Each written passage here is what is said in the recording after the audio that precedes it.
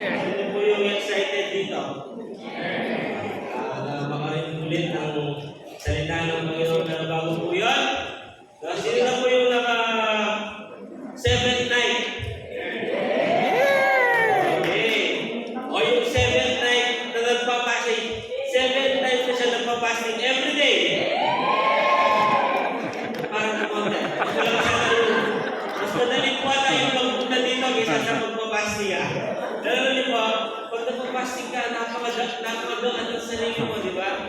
Ako, yung pumibiyalo niya, piling ko atak-atak boardmate ng piling ko anak ko kaya katawan niya, yun ba? Pero ngayon medyo babayan kasi bakit ko ngayon nakasal, 50 years na rin. Pero yung time na nagpapasing ako, at paggabi na, parang napakagaan ng feeling ko, di ba? Hindi nakakaramdam, parang ang gaan-gaan ng feeling. No?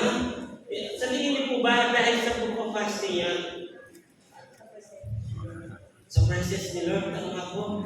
Tama naman minsan, nalilipasan ka ng gutom dahil busy ka o magtatrabaho, pero hindi gumagaan yung feeling mo. Pero like 7 days na to, no, napakagaan ng feeling. Bakit po? Sa tingin niyo bakit?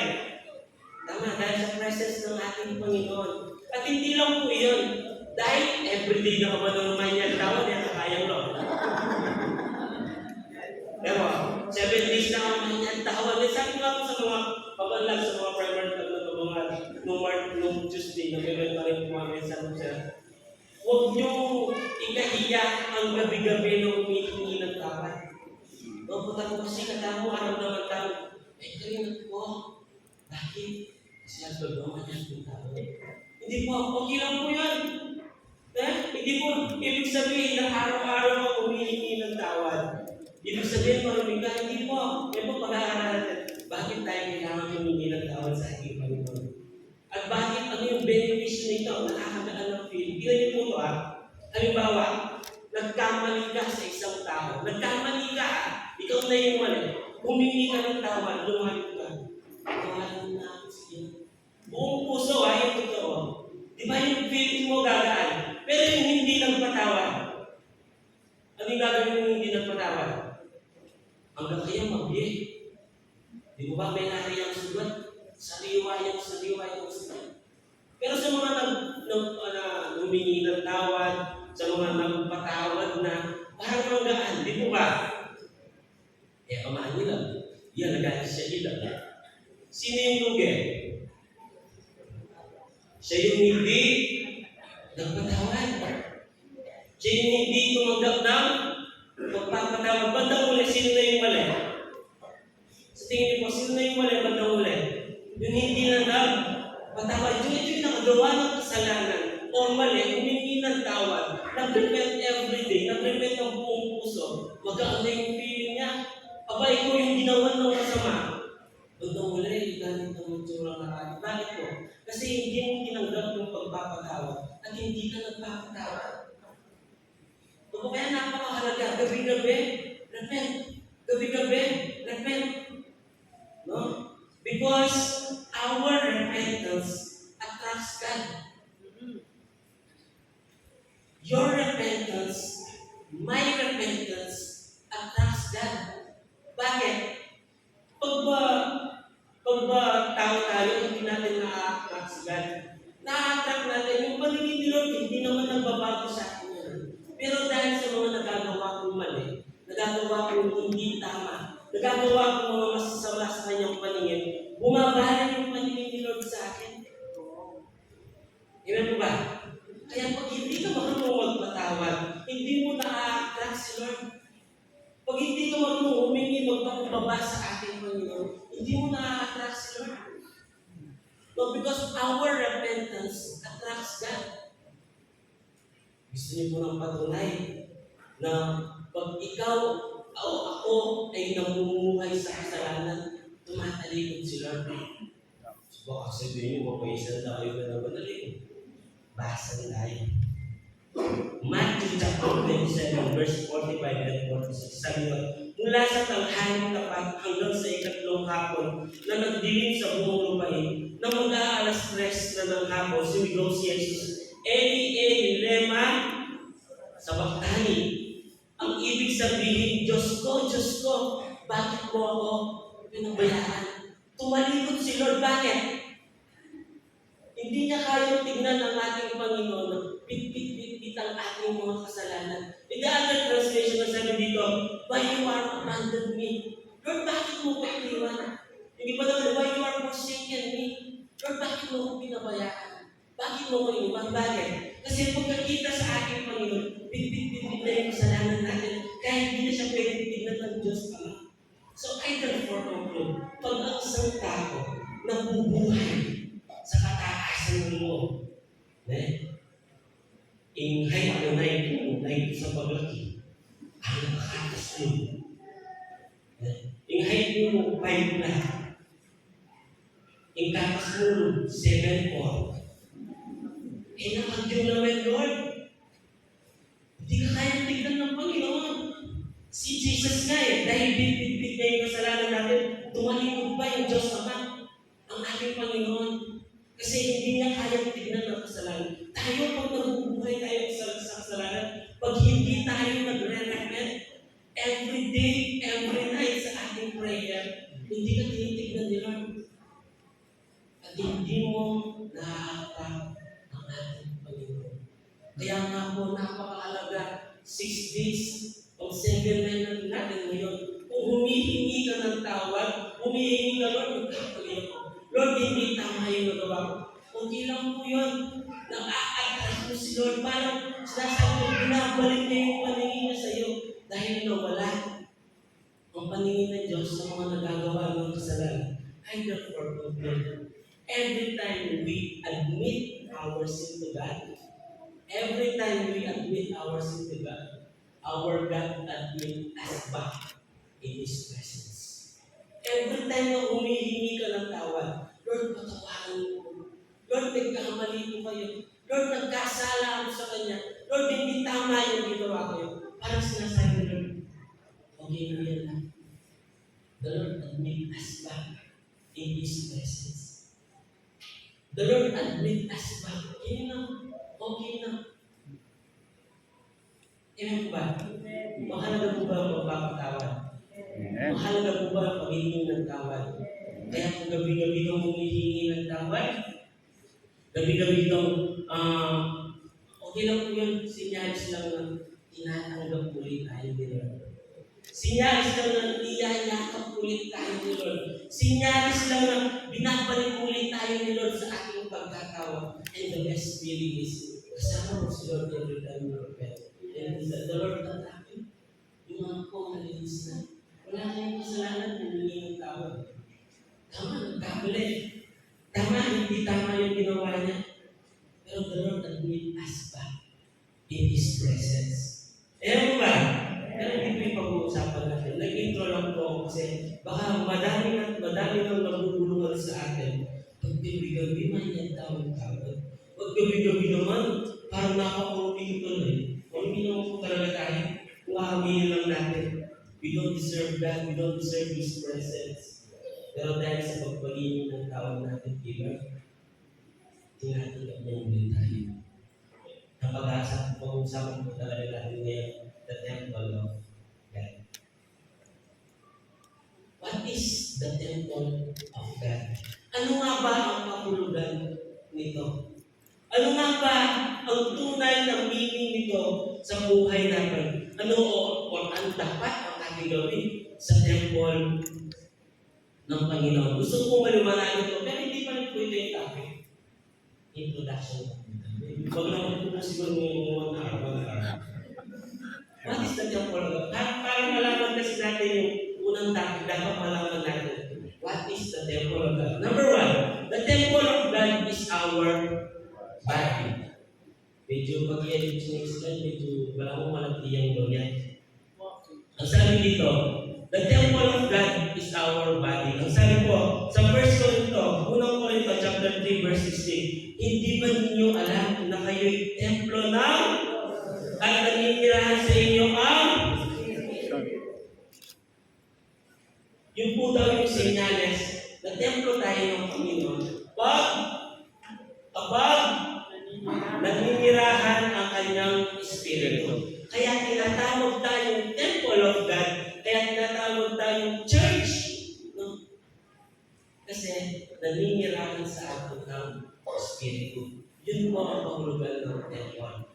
wala sa iyo ang Espiritu ng Panginoon, you are considered temple of God. Paano naman kung wala sa iyo?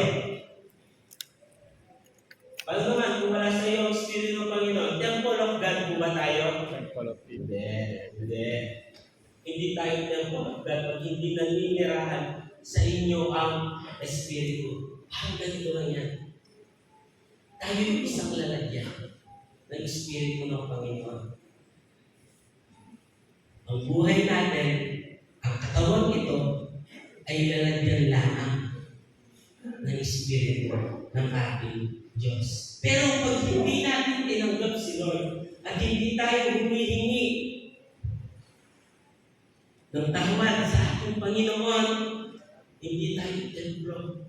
We are not the temple of God. Pag hindi nakikitaan sa iyo yung Espiritu ng Diyos, medyo masakit ko ng konti, ha?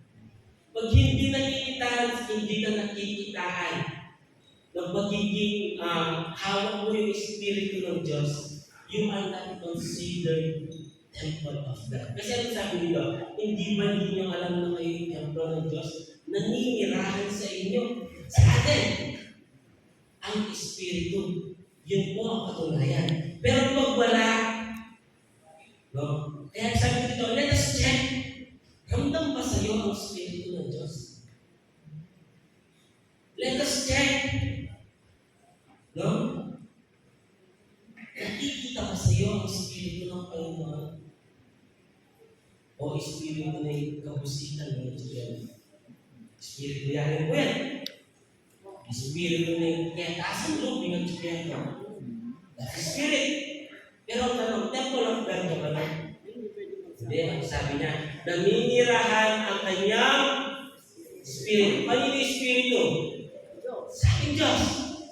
So, kapag pupuros kang kapusitan, pupuros kang tamang dabo, kayatasan loob, kapag pakumbaba, the Spirit of the Lord is not dwelling in you.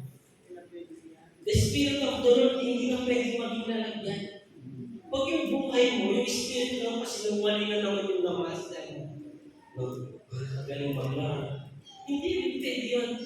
You are not considered the temple of God.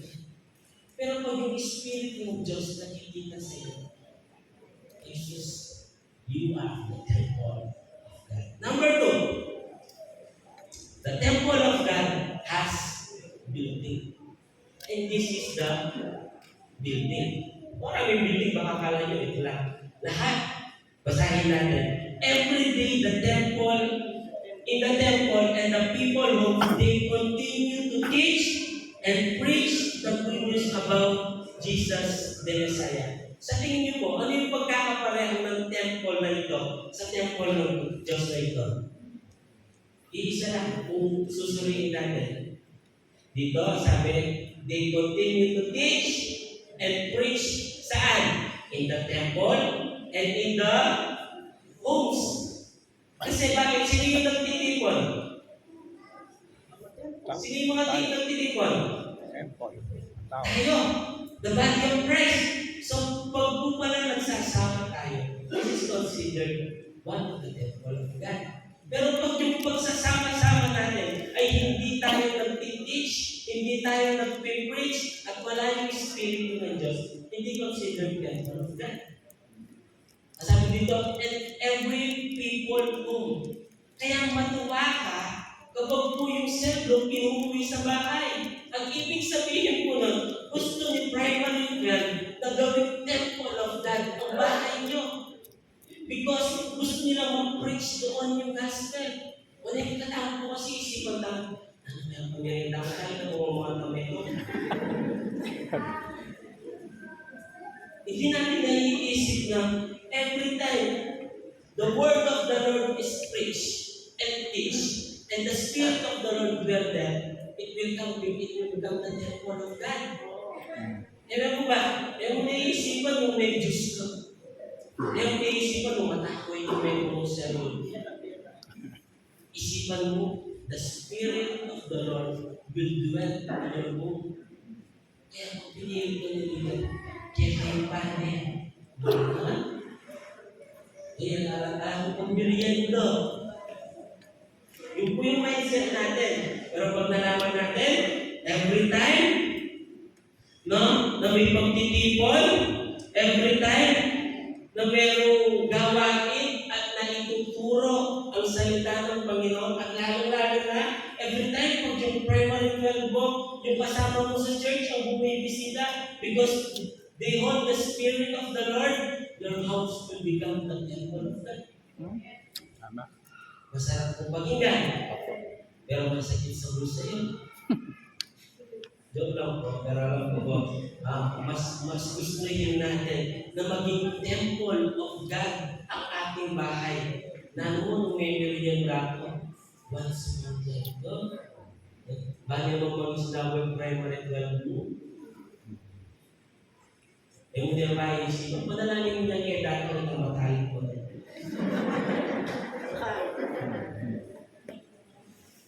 Di ba? Pag po hindi natin nagagawa ang purpose ng temple, ito is destroy. Halimbawa, nagkita kayo ng kasama mo sa church, dapat hawak niyo yung parehas na Espiritu. Pero pag hindi niyo pinreach yung gospel, hindi matatawag ng temple of God. Yung pinag-usapan niyo. So, I therefore conclude, the temple of God is where His presence, where His presence is present. I therefore conclude, pag tinawag ng temple of God, His presence is present. Napakaganda ng kaibigan. Napakaganda ng barkadahan. Pag yung pagtitipon natin, dala-dala mo yung presence to Lord, dala-dala niyo yung presence to Lord, pag titipon kayo, the Lord is present. Bakit? Ang sabi ng Matthew chapter 18 verse 20, for there were 2 or 3 are gathered in my name, that am I among them. Yan po ba? Gusto niyo po maging temple of God ang bahay niyo? Invite your cell group. Pero hindi ko sasabihin kung may cell group, bawal ko ito. Yan yung maging temple of God. Ito. Nasabi po kanina, yung nagbibigay ng temple of God, where His name is preach and teach. So, gusto natin maging temple, invite, giving access. And then, sabihan tao, how to grow in the presence of the Lord. Pero gusto ko pero ano po ang tugon natin? Let us take note that every time na maririnig natin ang temple of God, may dalawang bagay ito. This body and this building. Kapag po sinabi na ng temple of God, first, napapasok sa isip mo, ito yung temple of God. Second, may physical building kung saan nagtitipon ang may mga hawak na espiritu ng ating Panginoon. So, whether in our home, in this church, or kung saan mong lugar, pwede kayong magkita at mapag-usapan natin ang salita ng Panginoon. Nagiging templo ng Panginoon. Iyon. Nagiging dakusa ng pagpapala ng Panginoon. Pero, may gustong i-remind sa atin ang ating Panginoon ngayong gabi ito. We need to clean the temple of God. We need to clean. Hindi pwedeng binigay sa iyo, binigay sa atin, pero hindi malinis. Hindi pwedeng ipinagkatiwala sa iyo, ginawa kang container ng ating Panginoon, ginawang lalagyan ng Panginoon ang katawan na ito sa kanyang Espiritu, pero hindi malinis. Hindi po pwedeng mangyari. Kaya ngayon gawin po ito, magsisimula ko lang po ako, pag-usapan natin how to clean the temple of God. Ready na po ba kayo? Sabi po sa Matthew chapter 21 verse 12, Jesus went into the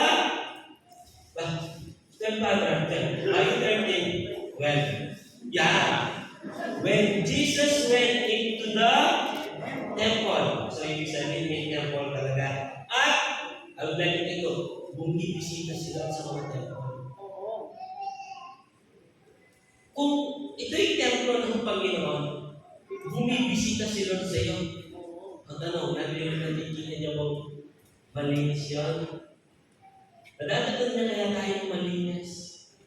O samu-samu? Tuloy muna natin. And drove out all those who were buying and so considered talaga ng temple. Pinagkamahan talaga nila yung mga nagbebenta at yung mga pinapakinggan yung mga may nagbebenta dito sa church. Hindi naman pagtutumba-tumba natin hindi. He overturned the table of the money changer and the stools of those who sold figure. Nagalit si Lord. Nakita niya ang mismong bahay na walang pagpapahalaga. Hindi malinis.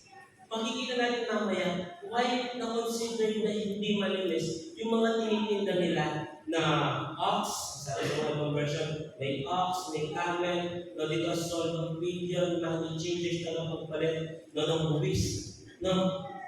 Verse 13, and said to them, it is written in the scripture that God said, my temple will be called ano po dapat? But you are making it idol for the thieves. No? Gusto ko malaman ito. Paano mo masasabi na yung isang tindahan ay grocery? Kumpara sa mga nag-stall lang na tindahan. O yung maliliit na sari-saris na. Paano ma-determine na grocery yun? Maraming patinda. Di ba ba? Dahil may makikita mo, kitang-kita mo yung tinda niya. Paano mo naman ang isang bagay kung nakita mo? Cheers sa 7-Eleven. Paano mo malalaman na nasa 7-Eleven ka? Hindi niyo alam kung paano naman naman. Hindi ko yun ang maintenance. Hindi ba? Hindi niyo alam kung paano niyo malalaman na nasa 7-Eleven ka? 24 hours? That's one?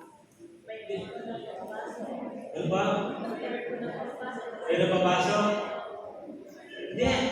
Kung malalaman pag nasa 7-Eleven ka, pag yung puhunan niya 7, binibenta nila 11. Ibig sabihin, mahal yung patong. O, bibili ka sa... In short, kung nakikita nila the temple of God, dapat nakikita nila becomes house of prayer. So, hindi pwede pag bumisita sila dito, pero hindi pwede hindi nananalangin. Mamaya, mananalangin tayo. It become house of prayer kung makikipag-participate ka sa panalangin. Kung gagawin natin house of prayer ko, kung ikaw mismo at ako mismo ay mananalangin. Pero pag yung iba nagmamasid lang, hindi po nagiging house of prayer po. Paano mo naman masasabi kung nasa palengke ka? Maingay. Yung amoy. Hindi rin po yun yung katunayan na nasa palengke ka. Pag nagiging pogi at maganda ka, nasa palengke ka. Wali. Gusto kong ipakita dito na mayroong sign kung nasaan ka. Kapag nasa palengke ka, pogi, nakikita. Suki, maganda. Kaya kasi mamawas ko pogi, mama ko. Pero kung nasa palengke ka, pogi lang ang tawag sa'yo. Kaya alam mo nasa palengke ka kasi pogi lang sa'yo. Maganda tawag sa'yo. Pero kung nasa house of prayer ka, dapat nananalangin tayo. Ano ba? Dapat pa lang nagsiselfon habang nag-pray. Ano ba? Kasi this is a house of prayer. But you making this a hideout of kung ginagawa natin yung gano'n, o magnanakaw, mapanloko. Bakit?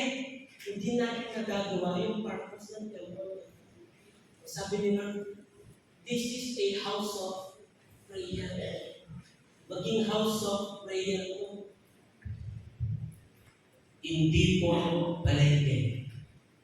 Nangamalinisan ang purpose natin. Sabi ko nga po dito, how to clean the temple of God. Paano natin linisin ito? No? Paano natin mapanatili na maging malinis ang templo ng ating Panginoon? Sabi ko, do not sa Leviticus bakit tinawag na hindi tama yung mga yung mga nagtitigil na doon. Basahin po natin. No? Number one po pala, we need to respect the temple of God. No? Pag sinabi nila ng temple, this is the body. Ayun po ba? Pinalaman ng kanina. Pag sinabi nila ng temple of God, this body, this building. So we need to respect the temple of God. We need to respect this, and we need to respect this building. Amen po ba? Maliwanag po yan. Ang sabi po sa Leviticus chapter 22, verse 22, do not offer to the Lord any animal that is blind, crippled, or mutilated. Ano po? Or that has round sword or skin erupted. Sir, huwag kayong mag-offer sa ating Panginoon, sa templo ng Panginoon, na may mga kapansanan. Huwag tayong mag-offer sa ating Panginoon na may mga pilay. No, blind, blood. Kasi yung tinigil nila lang nakita ng Panginoon doon sa binasa natin kanina, Matthew chapter 21, verse 12 to 13. Nakita ng Panginoon, binibenta na lang yung mga paninda. Binibenta na lang yung mga i-offer nila sa ating Panginoon. Pero ang utos ng Panginoon, do not offer blind. Lalo pa natin, dapat panganay. Dapat matabang offer. Lalo po yan. Dapat sa pagtuturo ng Diyos, mataba, panganay, perfect, walang kapintasan. Pero pag nagtitinda ka, o yung niya mo dyan alin yan. Dalawa kung sinarin mo panganay yung pinya kay mapinta. Siyempre, paano na po kita mapinta, panganay kailangan na sabihan o panganay yan, kano yan na. Di ba ba? Kasi ang utos ni Lord, offer yung panganay. When you bring to the temple, walang kapansanan. When you bring to the temple, walang bahid ng kasalanan. Kaya nagalit si Lord sa mga nagtitinda, sa mga money changer doon. Kasi bakit? Yung binibenta nila ay hindi na tama sa pamilya ng Panginoon. At ang sabi Lord, this is not the house of the thieves. Mga manloloko, mga magnanakaw. Kaya nagalit si Lord. Kasi mga ino-offer nila, mga yung depekto na, either from the world again. When we offer sa ating Panginoon, huwag lang yung pagpwede ka. Huwag lang yung pagmaluwag sa iyo, mag-offer ka kay Lord. Huwag lang pag-available ka, dapat magdarating sa church. Wag. When you worship the Lord, magaling lang yung sa ulitin. Pag-iris siya ng bagdon. Pag-ihatikit mo yung bagdon mo, makalos naman yung parang tempa. Parang yung momento. Huwag tayo pumili. Kasi yung worship kay Lord, dyan yung offer mo kay Lord yun. Parang kung nakikita ko tayo ng pag-worship. Hindi po. Basta pag pumunta tayo sa church, magaling yung mag-MC, magaling yung mag-sakin. Kailangan ng pakialam. Ang pakialam mo, paano ka makakonective. Tama, they are instrument. Pero tama yung puso mo dapat tignan. Tingnan mo ba? Kasi ayaw ni Lord yung may defecto. Ayaw ni Lord yung may tama. Ayaw ni Lord yung pilay. Ayaw ni Lord yun. Kaya ayusin natin yung puso natin. Tingnan mo ba? Masakit mo ba? No, do not serve the Lord with extra time. Do not offer the Lord with extra money. Do not serve the Lord. Pag-available ka mo, pag-download ka mo, pag-okay ka ngayon. No. Serve always the Lord. Anytime, kailangan tama si mag-MC kanina. Napakadami ng season ng buhay natin. Pero meron lang tayong isang reason bakit tayo mag-worship kayo. Dahil natin sila. Marami tayong season ng buhay. Pero we have only one reason. Worship the Lord. Amen mo ba? Amen. Sudah po, ang narinig, isa na tayo. 1 Corinthians chapter 6, verse 20. He bought you for use your body for the God's glory. The mo ba? Use this body. No, gamitin mo yung katawan na to glorify God. The way you dress. Sabi mo yung ilalang tayo yan. Yan na ba? The way you dress. Paano ka nakikita ni Lord? Kita na ba lahat? Minsan yung dress. Bukal to naman. Dahil naka-active ko, bukal to naman kasi. And the way you dress, paano ka? Kahit yung makakratapan na ito, sabi ni Wilda.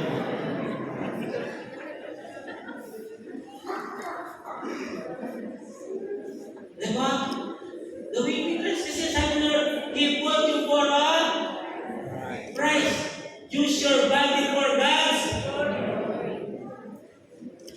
Hindi tayo makakratapan na ito, siya. Sabi ni Wilda, pwede na bibili ako. Hindi sila ba? Gusto makakratapan ka mga tao. Bigay mo na nakapag-love mo ng dito.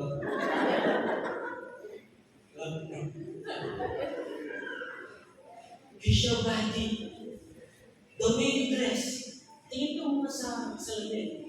Nag-glorify ka sila sa susunod ko. Makikita ba ako ni Lord sa susunod ko? Because sabi niya, He bought you for a price. Sa other version, highest price. So use your body for the glory of the Lord. Akala mo, bakit yung labu-labu ako? Yung balo mo susuran mo ng mga balikat niya. Dapat ma-worship natin si Lord sa katawan nito. Ewan po ba? Maraming muna mo pagbigay nila. Anak ko sa karagalan ng tapis. Mukhang tulog mo po sa dano ka rin. Hindi mo ba kaya yung isang bulilong baldo? Ano mo ba sabi mo? Did we glorify the Lord sa the way we dress? No. Magiging po. The way we dress. The way we show to the world. Did we glorify the Lord? Kaya ito ang tao. Dapat, bago ako did I glorify the Lord? Huwag mo makabahong discipline. Huwag mo makabahong karapat dapat sa ng ating Panginoon. No? So, again po, if you are the temple of the Lord, you are not your own. If you are the temple of the Lord, if you are the temple of the God, you are considered, you are the temple of the God, you are not your own. Hindi na ikaw ang nagmamay-ari niyan. Kung kinoconsider mo, lalagyan ka na lang, container ka na lang ng Espiritu ng Diyos, dapat nakikita sa iyo ang Espiritu ng Panginoon. Kasi you are the temple of God. Number 2. Pero bago mo nang balikan, masabi ko dyan, you are not your own. No, one time po, habang po nag-meeting kami sa Pulong Santo, naalala ko si Pastor Boy, sabi niya, bumili siya ng piano, napakagandang piano, sabi niya. Itong piano nito, inanin ko ito. Sabi niya, just of the Lord, alam mo. Nagwila ako. At ang sabi ng Panginoon, habang ginagamit ko ito, para sa papuri ni Lord, hindi masisira. Pero kung may tungtod na word yung music sa piano nito, sisirain Lord ng piano nito. Nagwila ako. Napakatindi ng declaration ko sa Panginoon. Sabi, this is body of Christ. Binayaran na ito ni Lord. Hindi na sa atin ito. Kaya kong sabihin kay Lord, wala akong ginawa ng matsura, kaya nang bala. Nahirap, hindi ko ba? Pero the Lord bought us. Binayad na tayo, Lord. Paid us for the highest price. No? So use our body para mag-glorify sa Lord. Use our body para bigyan ng papuri ng ating Panginoon. Number 2, how to clean the temple of the Lord. Number 2, make it a house of prayer. No? Gawin natin house of prayer. Dapat sabi ng Panginoon, makitaan sa iyo ang pagiging house of prayer. Dapat bilang tao, maging prayerful ka. This building will serve as prayer room. Kapag nagtitipon-tipon tayo, nananalangin tayo. Pag nagtitipon-tipon tayo, pinag-uusapan natin ang salita ng Panginoon. No? Do not make it a house, no? A hideout for the thieves. No? Yung pag sinasabihan po tayo, may nagawa ka mali, may nagawa ka hindi tama. No? Dapat okay lang sa'yo kasi gusto gawin ni Lord na house of prayer. Itinatama ni Lord ang konsepto ng church. No? Itinatama ni Lord ang pananaw natin sa church. It must be a house of prayer. Dapat po, huwag natin, no? Napaliwalain, punta ka doon, ganyan, baliwalain yung paglilingkod, pagkanalangin, pagpupuri sa ating Panginoon. Mas importante yan kayo ng katsat mo, replyan mo, buka isa sa pagpupuri sa ating Panginoon. No? Napakakapagyari po ito. Nasabi po ng Acts chapter 12, verse 5, So Peter was kept in prison, but earnest prayer for him was made to God by the church. No? Ano si Peter? Nagkamali si Peter. Pero may mga earnest prayer. May mga nanalangin was made to God by the church. No, may mga nanalangin sa Kanya. May mga lalagyan ng Espiritu ng Diyos. May mga container ng Panginoon.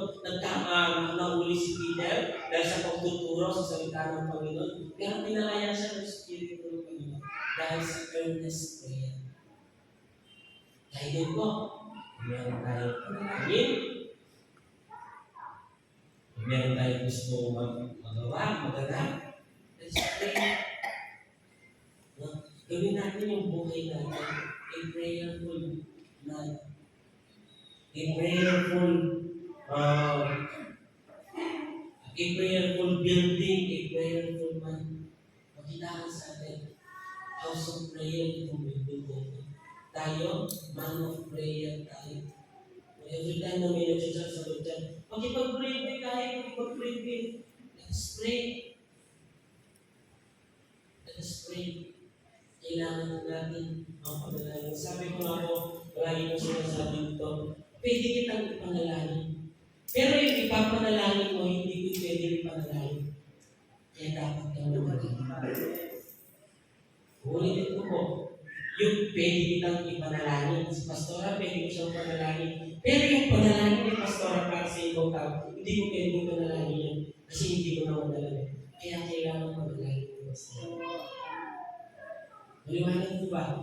Yung prayer ko is not your prayer. Kaya kailangan ko mag-pray para mo sa prayer ko. Yung prayer niyo po, hindi ko prayer yun. Prayer niyo nga yun. Sobra na ako po nung pati ka, ko. Kaya kailangan mo manalangin. Kaya kailangan mo manalangin. Bakit? Yung prayer mo, hindi mo alam yun. Kayo lang dalawa nila ng kakalan.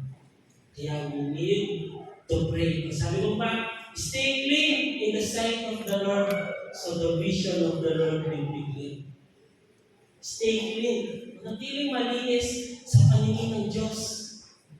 No? Para yung vision, yung paningin ng Panginoon, maging clear sa atin. Para hindi maging magulo. Ano yung kasitan? Stay clean. Maging malinis tayo.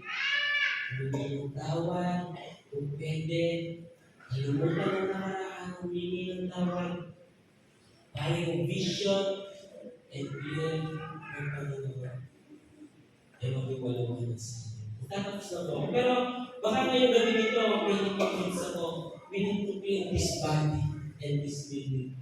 Baka naman meron hindi rin ako na-convince. Ang sabi po sa 1 Corinthians chapter 3 verse 17, God will destroy anyone who destroy God's temple. Napakabigat na paalala ng Panginoon sa hindi po ako ng Diyos. God will destroy anyone who destroy God's temple.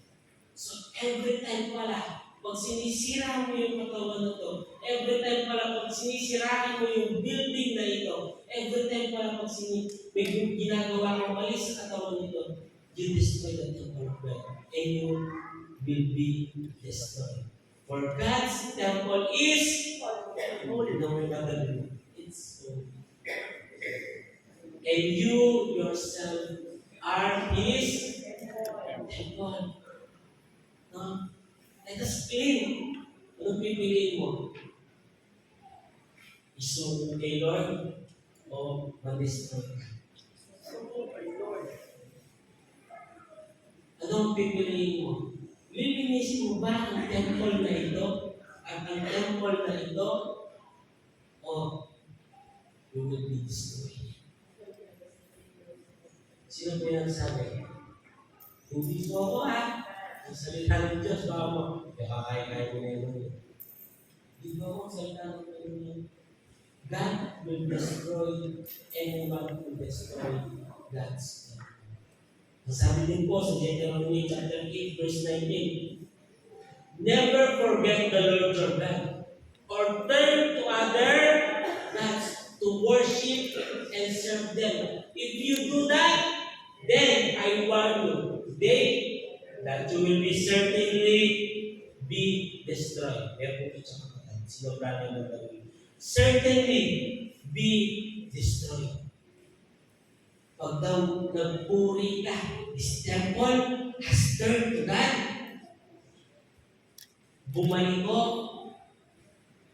Anong tawag doon? Tumalikot. Hindi bumalikot. Tumalikot sa paningin ng Diyos at nagpuri ng ibang tao. It will be destroyed. Surely, then I want you today that you will certainly be destroyed. So pag hindi mo pinili ngayong gawin ito, na isuko lahat kay Lord, this is our last night na pagpapalinis sa ating Panginoon. Pag may tinara ka pa ngayong gawin ito, sabi ni Lord, pag ang sino man mag-destroy ng temple ko, surely he will destroy. Sabi rin ng Deuteronomy chapter 4, 8 verse 19, pag yung buhay ito, itong temple of God na ito, ito po ang sabihin before tayo sumuko, this is a temple of God. This is the temple of God. Did you read? This is a temple of God. Sabi niya, pag itong temple of God na ito, may worship na ibang Diyos, sabi niya, turn other gods, nag-worship na ibang gods, and naglingkod sa ibang gods, it will be destroyed. It will be destroyed. Kaya po ngayong gabi nito, lumapit tayo. Kung meron pa ka bang hindi ibinibigay kay Lord, ngayong gabi baka hindi perfect na naisuko mo lahat kay Lord. Baka may natitira pa sa iyo na hindi tama, natitira sa iyo na natatago ka yan na mali. Natatago ka yan na mga kasalanan pa na hindi pa natin hinihingi ng tawad nila.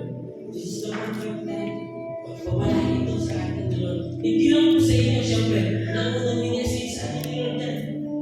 Sabi ni Lord, pag yung buhay mo, itinalipag mo kay Lord, you will be sure to destroy. Sabi ni Lord sa akin. Yan na yung gawin ito. Let us clean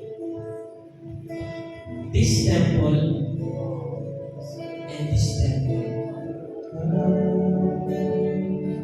Isip ko natin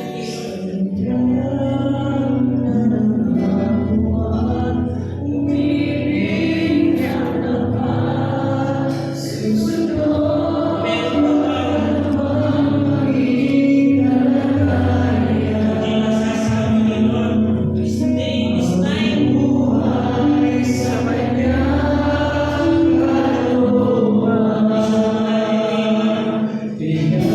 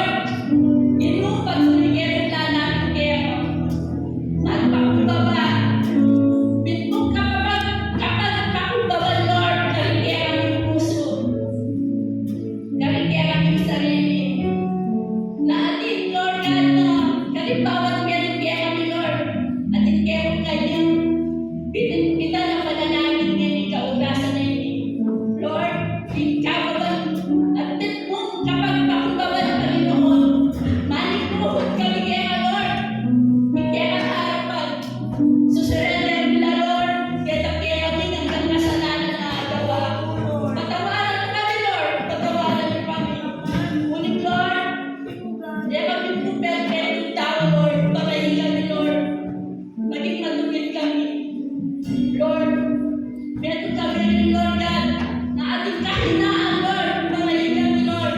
Di kaya makagawa ka sa namin kayo. Kaya naman, Lord, patuloy kami manatawag. Patawaran mo kami, Lord. Nung kaya ang tempo, Lord. Bigkasala kami. Bigkasala kami, Lord. Karetang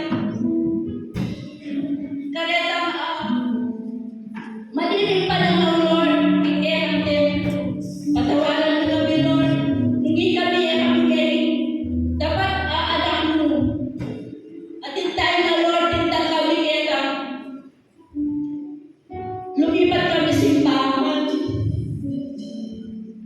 Hintay kaya tayo, Lord, na garetang balik ka pa doon, Lord. Naniwala kami. Lord, patawaran mo kami. Hindi kami pinasal kami kaya ng templo. Patawaran mo kami, Lord. Patawaran mo kami. At tuminsan, Lord, garetang balik. Maling issue na kaya namin napabalitan. Lord, matatabangan kami, Lord. Matatabangan kami, Lord.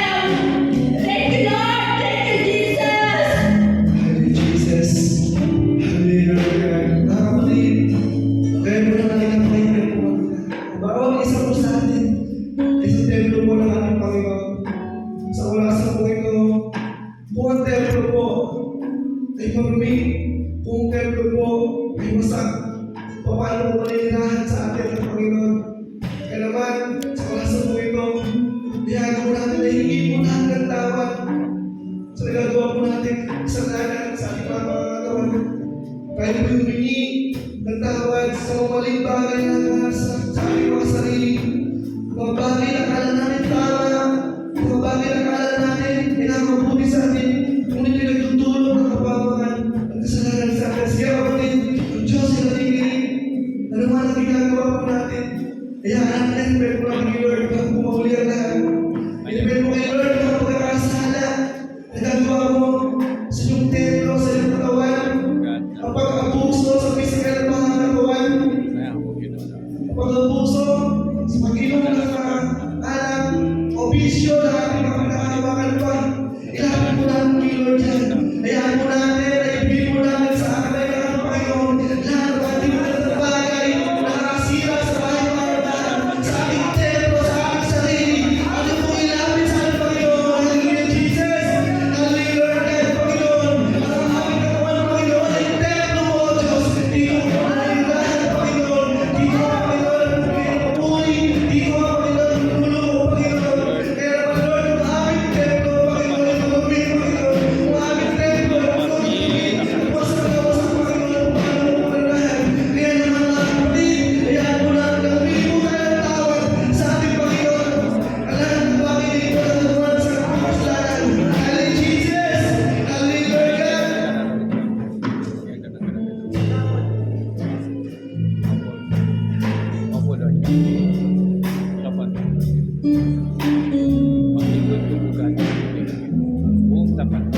Ako, Lord, ulit mo, Panginoon, ang aming buhay.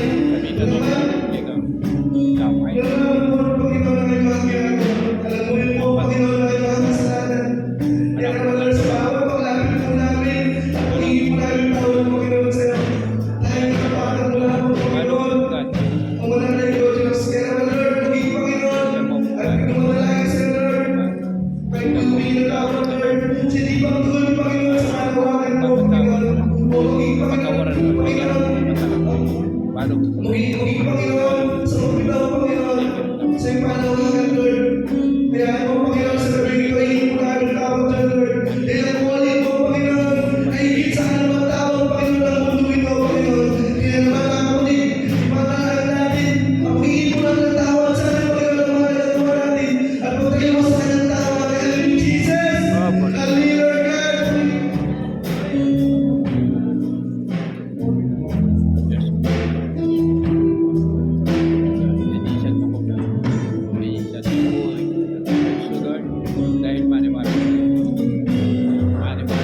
Hallelujah, Lord! Tuwanan po kami, Panginoon, sa aming calling, Lord. Minsan, Panginoon, nabuhayan po namin, Panginoon. Minsan, Panginoon, binibitawan po namin, Lord, sa panawagan mo.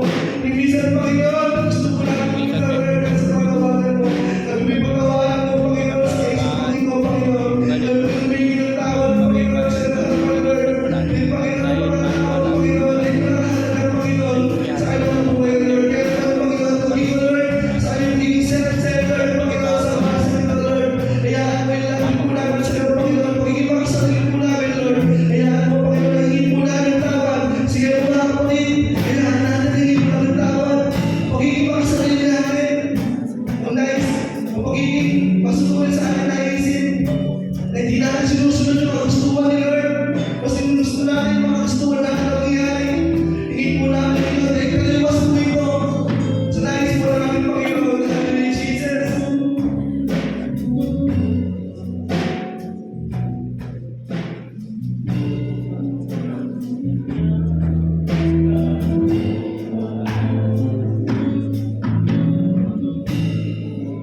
Hallelujah, Jesus. Hallelujah, Lord. Narinig mo po, Panginoon, ang bawat pagiging po namin tawad. Ang bawat paglapit po namin, Panginoon, sa iyo, sa pag-asa nito, Panginoon. Ang bawat paglapit namin, Panginoon, sa iyo, harapan, Lord. Kaya naman, Panginoon, sa pag-asa nito, Lord. In faith and confidence, Panginoon, aming dinideklara, Lord, na kami ng pinatawad mo na, Panginoon. Kami pinatawad mo, Lord, sa aming mga pinakasala. Pinatawad mo na, Lord, sa aming mga pagkukulang.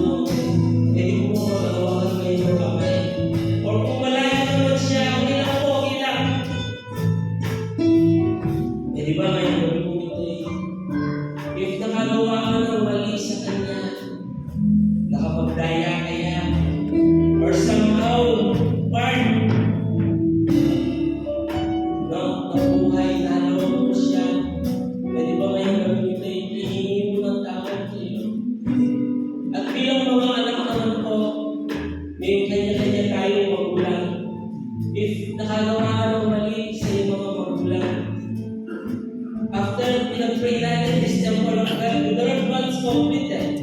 Hindi na naman ang tawad sa iyong mga magulang.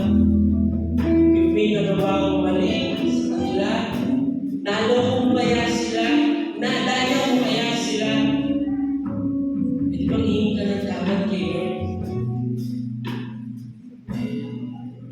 Kung kasama mo yung asawa mo, sa asawa mo, kung hindi mo naman kasama, just pray, Lord, hingin ka ng tawad. Lord God, you know, tara, Complete repentance ang nais nila.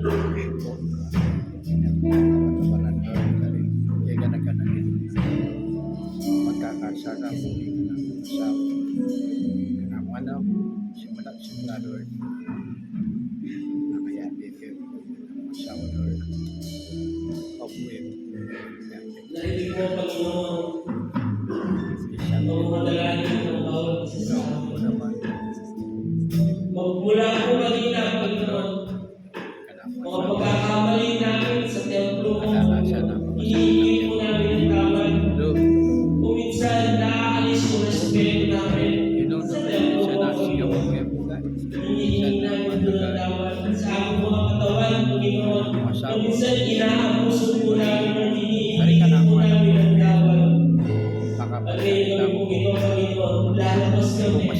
Uuwi kami, Panginoon. Binibigit namin, Panginoon, ang iyong pagpapatawad, Lord. Dahil ibigay namin. Sinubo namin, Panginoon, sa iyo. Kaya, Lord, lalabas. Uuwi kami, Panginoon, dito, Panginoon. Binibigit namin ang pagpapatawaran sa buhay ng bawat isa, Panginoon. Tama, Panginoon. Hindi wala namin sa nakakita namin. Pagkus binibigyan mo na kami, Panginoon, ng bagong pamumuhay. Kaya Lord, maraming salamat po, Panginoon. Maraming salamat po, Diyos. Kaya ngayon kami po ito, Panginoon, tinataas namin ang aming mga kamay. Tanda, Panginoon, ang patuloy. Magsuko namin sa iyo, Panginoon. Magsuko sa pagtempong ito, Panginoon. At nanalangin kami. Patuloy na gamitin mo ang tempong ito, Panginoon. Para sa iyong nakupuri, kakalaban na ikawain, Panginoon. Gamitin mo ang bawat isa sa amin, Panginoon. Hayaan mo, Lord. Itong templo ito ay maglilingkod lamang sa iyo, Panginoon. Wala kaming ibang maglilingkuran na Diyos. Wala kaming ibang isa-serve na Diyos, kundi ikaw lamang, Panginoon. Kaya, Lord, ang pagkas ng aming kamay, tanda ng pagsuko namin sa iyo, Panginoon. Kaya maraming salamat. Patuloy mong paspasan, Panginoon, ang mga lahat ng pagkas ng kamay. Patuloy mong pagpalain. Patuloy mong pataluin ang iyong pagpapala, ang iyong protection, ang iyong pag-iingat sa buhay ng bawat isa sa amin, Panginoon. At Lord, hindi mo kami, Panginoon, sa kanya-kanya naming tirahan, Panginoon. Kaya Lord, maraming salamat po. Maraming salamat sa paalala that this body is the temple of God. This body, Lord, is a container, Panginoon, and your spirit, Lord. This body belongs to serve you alone, Panginoon. Maraming salamat po. Maraming salamat po, Panginoon. Ibinabalik na po namin ang pinakamas na pagmuli. Ang pinakamas na pagsamba. Ang pinakamas na pagkakila. Sa tanging pangalan mo lamang, Jesus. Amen. And amen po. Maraming salamat po. Ay tama tayo umuwi. Alam niyo po, may magandang promise si Lord eh. Voice yung query. Sabi ko naman magbuha na ang Genesis. May magandang promise si Lord. 2 Timothy chapter 2 verse 21, sabi dito, those who make themselves clean, tingnan mo pag-program. Those who make themselves clean from all evil things. O may nakapagdamit, pwede ko akong tiglo. Sabi naman po Lord, gusto ko lang akong ginamay na nakapagdamit dito. For those who make themselves clean. Tayo po yan. Nilinis na ni Lord. Sabi niya, will be used for special purpose. Sabi mo sa katabi mo, You are being used for special purpose because they are